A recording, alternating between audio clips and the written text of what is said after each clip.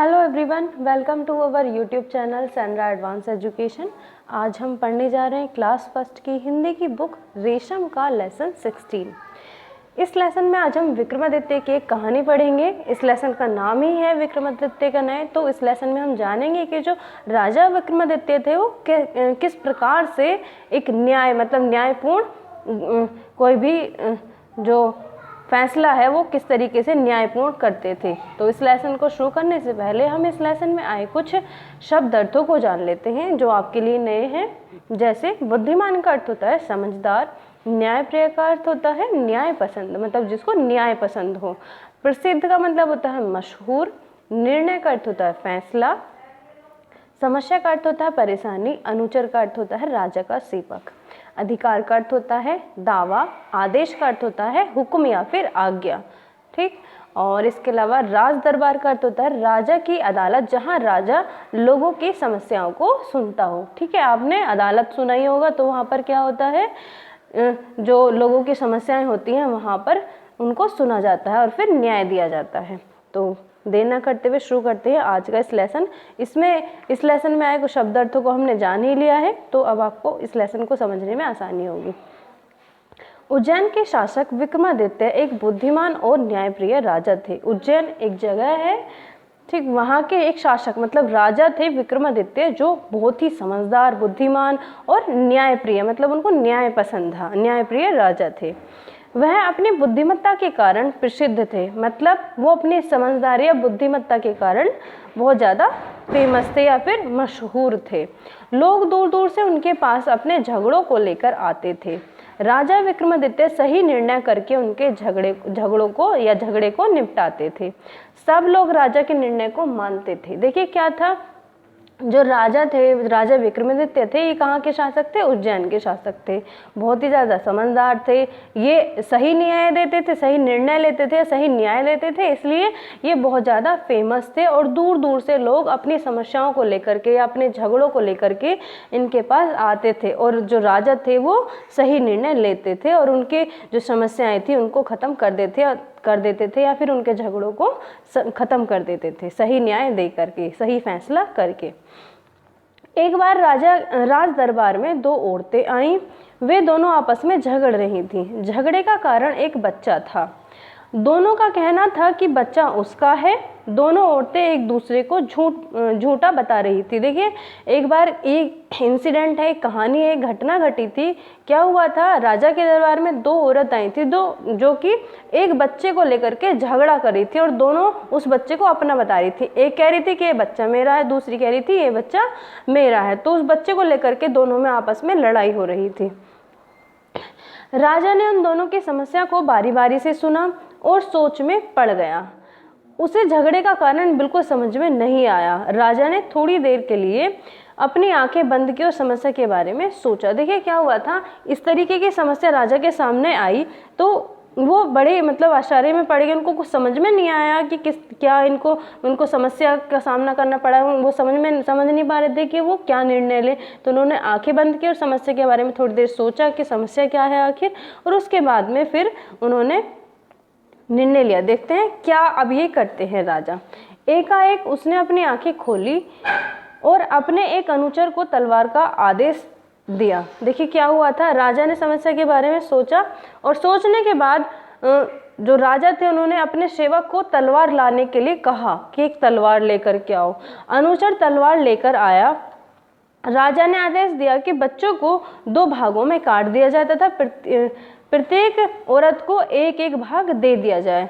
और राजा ने मतलब जो उनका सेवक था उससे कहा कि एक तलवार लेकर के आओ और जो बच्चा है इसको दो भागों में, दो बराबर भागों में बांट दो, काट दो, और एक भाग दूसरी को दे दो और एक भाग दूसरी को दे दो। ठीक है, इस तरीके से दोनों औरतों में उस मतलब बच्चे को बांटने का राजा ने निर्णय लिया। अब देखिए क्या होता है, तभी उन औरतों में से एक राजा के पैर पर गिर पड़ी, आंखों में आंसू लाकर बोली, कृपया बच्चा दूसरी औरत को दे दिया जाए, मुझे बच्चा नहीं चाहिए।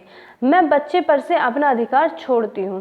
देखिए, जैसे ही राजा ने उस अनुचर को, अपने सेवक को तलवार लाने के लिए कहा और उसको काटने के लिए कहा, तो उनमें से एक औरत जो थी वो राजा के पैरों में पड़ गई और वो रोने लगी। वो कहने लगी कि मैं अपना बच्चा, मतलब जो ये बच्चा है ये दूसरी औरत को दे दो, मैं इस पे से अपना अधिकार छोड़ती हूँ, ये बच्चा मेरा नहीं है। इस तरीके से वो राजा से विनती करने लगी कि आप इस बच्चे को इस तरीके से काटो मत, जो दूसरी औरत है उसको ही इस बच्चे को दे दो। दूसरी औरत यह सब देखकर बहुत खुश थी। वह राजा से बोली, महाराज अब तो बच्चा मेरा हुआ। देखिए, वो पहली औरत ने मान लिया कि बच्चा मेरा नहीं है, उसको दे दो, उसी का ये बच्चा है। तो जो पहली औरत थी वो बड़ी खुश हो गई क्योंकि वो बच्चा उसके पास आने वाला था। अब देखिए क्या होता है कहानी में। राजा विक्रमादित्य को अब पता चल चुका था कि असली माँ कौन है। उसने बच्चा असली माँ यानी पहली औरत को दे दिया। राज दरबार में उपस्थित सभी लोगों ने राजा की जय जयकार की।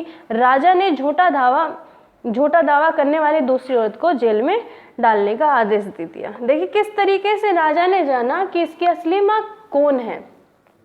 जब बच्चे को सेवक के द्वारा काटने का आदेश दिया गया राजा के द्वारा, और जैसे ही वो तलवार लेकर के उसे काटने के लिए आया, तो जो पहली वाली औरत थी, मतलब जो बच्चे की असली माँ थी, वो कहने लगी कि राजन आप बच्चे को इस तरीके से मत काटो, मैं आपसे विनती करती हूँ, मैं इस पे से अपना अधिकार छोड़ती हूँ, आप इस बच्चे को इसी औरत को दे दो, मैं इसे अपने पास नहीं रखूँगी। तो एक माँ ही ऐसा करती है। और जबकि ऐसा सुन करके दूसरी औरत क्या खुश हुई थी बहुत ज़्यादा, और वो राजा से कहने लगी कि अब तो मान लो कि ये बच्चा मेरा है। अब राजा को पता चल गया था, क्योंकि कोई भी माँ अपने बच्चे को कटता हुआ नहीं रह सकती थी, तो उसने उस बच्चे को उसकी असली माँ को दे दिया, यानी कि पहली जो औरत थी उसको दे दिया। शब्दार्थ हम इस लेसन के पढ़ चुके हैं। अब हम बात करते हैं सही विकल्प की। विक्रमादित्य राजा था, कहाँ का राजा था, कन्नौज का या उज्जैन का। तो जो विक्रमादित्य थे वो कहाँ के राजा थे, उज्जैन के राजा थे। एक बार विक्रमादित्य के दरबार में 2 औरतें आई, 3 औरतें आई। कितनी औरतें आई थी? 2 औरतें आई थी, जो एक बच्चे की वजह से झगड़ रही थी। खाली स्थान देख लेते हैं, खाली स्थानों को भरिए। राजा विक्रमादित्य डैश थे, क्या थे? बुद्धिमान थे। एक बार राजा के दरबार में 2 औरतें आईं। दोनों औरतें एक दूसरे को झूठा बता रही थी।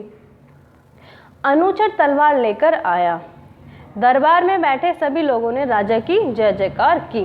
वाक्य बनाइए। देखिए ये वाक्य आपको बनाने जैसे निर्णय है, तो निर्णय का क्या बनाया है? राजा के निर्णय से सभी प्रसन्न थे। समस्या, राजा ने सभी की समस्या को हल कर दिया।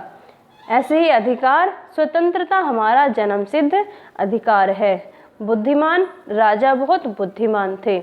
आदेश, राजा ने महिला को जेल में डालने का आदेश दिया।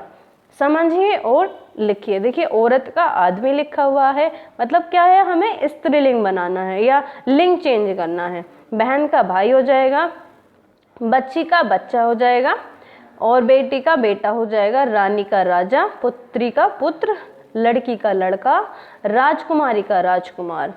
एक वचन से बहुवचन में अब हमें इसको बदलना है। जैसे एक वचन में बहुवचन में अगर हम बदलेंगे तो राजा का राजा नहीं होगा, ठीक है, इसको आप काट देंगे, इसका नहीं हो सकता है। दूसरा हमारा औरत, औरत का औरतें हो जाएगा। अनुचर का अनुचरों को आदेश दिया, तो इस तरीके से हम अनुचरों कर सकते हैं, ठीक। झगड़े का झगड़े हो जाएगा, झगड़ा का झगड़े, बच्चा का बच्चे, भाग का भाग नहीं, ये भी यहाँ पर आपका गलत हो जाएगा, इसको भी आप भागो नहीं कर सकते हैं, ठीक है। तो इन दोनों को आप इसमें से काट देंगे। तो ये था आज का लेसन, जिसमें आज हमने एक बड़ी प्यारी सी विक्रमादित्य के न्याय के बारे में एक कहानी पढ़ी। वीडियो अच्छी लगी हो तो वीडियो को लाइक करना, शेयर करना, और अगर आपने अभी तक हमारे यूट्यूब चैनल को सब्सक्राइब नहीं किया है तो चैनल को सब्सक्राइब करना ना भूलें। धन्यवाद।